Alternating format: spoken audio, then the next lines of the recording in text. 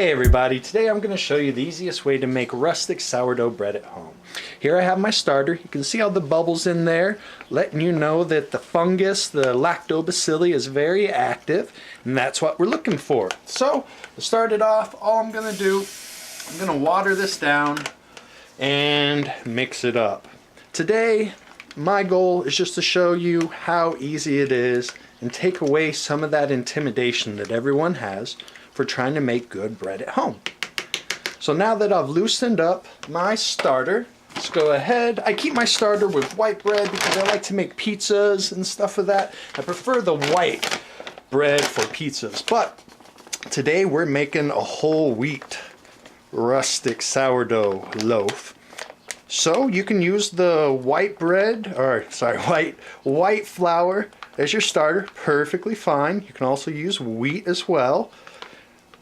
But for the loaf, for the loaf you really do need that whole wheat flour. That's what gives it that nice rustic old world feel, you know. This is something that people in Mesopotamia, people in Egypt in the ancient times were able to make and do simply without, say, refrigeration or modern technology. So just trying to let you guys know how easy it is. Look at that, already coming together. I'm gonna go ahead and clean my spoon. And if you've seen from some of my other videos, got the glove on so I can go in there and get messy. You can really only mix it up so much with a spoon, and you really want to get your hands in there to touch it and feel it and see how much moisture is being absorbed into that flour. It's hard to give you a ratio because each flour is different, has its own moisture, has its own dryness, but somewhere around 3.5 to 1. 3.5 flour to 1 part water. And this is a no-knead bread, so I'm going to make this just as simple as possible. Right now, I'm already looking at it. It looks like I kind of nailed it. Has right amount of water, right amount of bread, flour, you know, the whole wheat flour. And this is, really close. Actually, that's just a hair dry. So I'm going to add a little splash of water in there. And know what, folks? Like I said, I'm going to show you just how easy it is. I'm just getting that water in there just to make sure it has an option to get everywhere in the bread. You know what? That's it. It's done. That's all the kneading you're going to do. So that's all we're looking for. I'm just going to go ahead, leave the glove in there for future use. Put the lid on it. And we're going to let this sit overnight.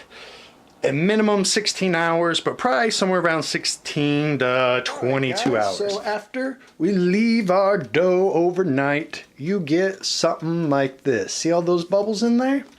That's letting you know that the fungus, the lactobacilli, has now activated all the sugars, all the grains in there, and we have a fully active sourdough loaf right now. So instead of worrying about kneading it for who knows how long to get all those active yeasts all throughout the flour, you can just do what I did and forget about it, basically. Actually finish this off and how very little shaping and kneading is necessary. So I'm gonna go ahead and take all of this out. I always like to use the bread itself to kind of get it off the edges there. Make sure that we are getting all of it. Okay, so since this whole dough ball right now is super active, you don't have to worry about kneading it. All we really need to do is shape it. And once you shape it, all you're gonna do, I'll show you, all I'm really doing is I'm just building surface tension, making it into a ball and making sure that everything is well mixed and stratified all throughout the whole dough ball. But all I'm really trying to do is build up that surface tension, mostly so it can just hold its shape. And you know what? That looks pretty good and pretty tight right there. So that's what we're looking at. I don't want to let this overproof. I'll go ahead and press in the other sides. But that's it. That's all the shaping, all the kneading that I'm going to do. And now I'm going to determine, I'm going to want this to be my top. So because this is my top, I'm going to put it face down in the bowl here. I already have flour on the bottom. And I'm going to put this face down. And right now you can hear the ticking in the background. That is actually the oven with the cast iron, the Dutch oven, preheating. I give it a good 20 minutes to get that thing as hot as you can, put it on the highest setting. And while that's happening, in that 20-25 minutes, I just turned it on and now I just shaped it. So I'm showing you this in real time. And all I'm going to do is set this ball on top of the oven for that 20-minute period.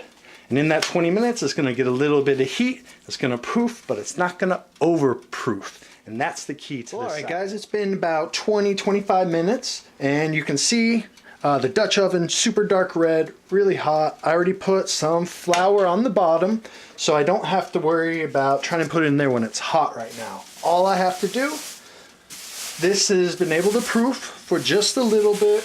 One of the nicest things about this, you don't have to let it overproof. That's one of the biggest problems that I always see. So I like to kind of show you how I do this.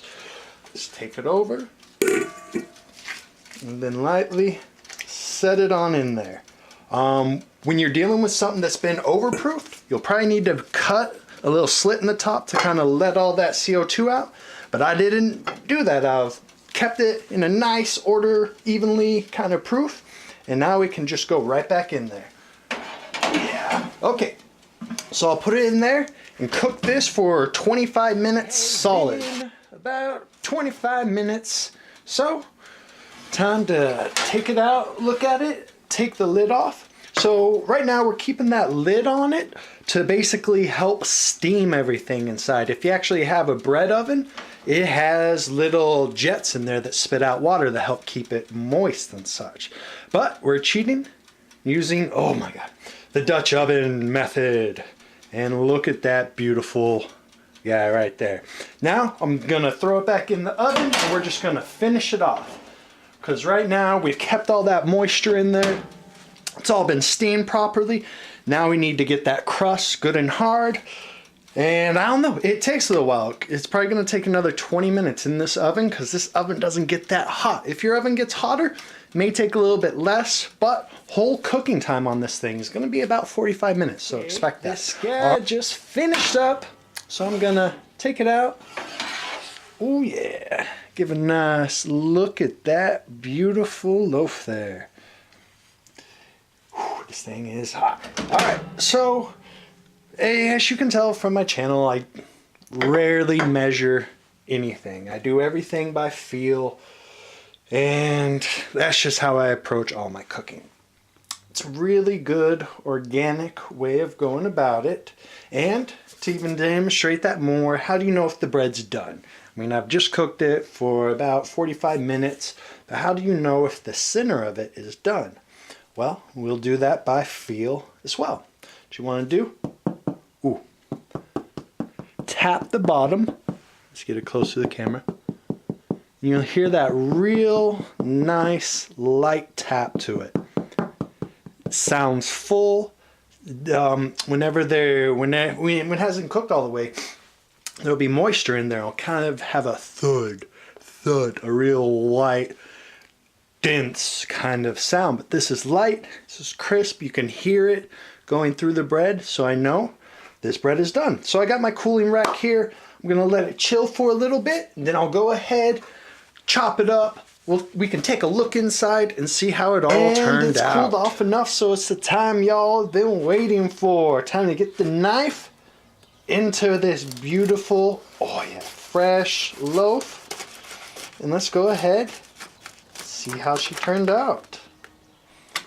There's our first slice. You can see beautiful stratification, a few little larger bubbles there, but turned out beautiful. Another one a little bit deeper in it. Without smashing it too bad. Nice hard bottom.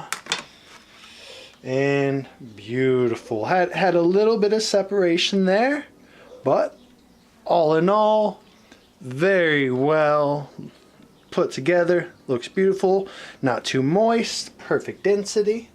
And yeah, that's how she looks. I guess, you know, with the top, a lot of people like to slice it, but when you're cooking it in the Dutch oven, I mean, it's already going to break up on you and give these beautiful waves all throughout the whole dough. So that's how I do it. All right, time to smash some avocados and show you how I eat this stuff.